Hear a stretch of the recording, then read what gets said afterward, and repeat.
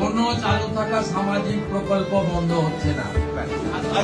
কোন সামাজিক চালু থাকা প্রকল্প, এটা আমরা আমাদের কর্মসূচি মানে প্রচারকালীনও বলেছি, কোন চালু থাকা সামাজিক প্রকল্প সে 30 বছর আগের হতে পারে, 10 বছর আগের হতে পারে, কোন সামাজিক প্রকল্প আমরা বন্ধ করছি না। আমরা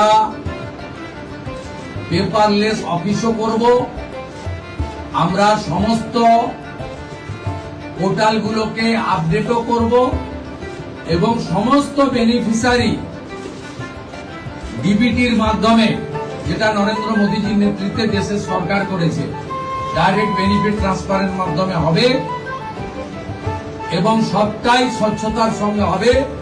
আপনার প্রশ্নের উত্তরে আমি পরিষ্কার বলে দিই, যে স্কিমটার কথা আপনি বলেছেন, আমি শুধু ওই স্কিমটা নয়, চালু থাকা কোন সামাজিক কল্যাণকর কর্মসূচি বন্ধ এই সরকার করছে না।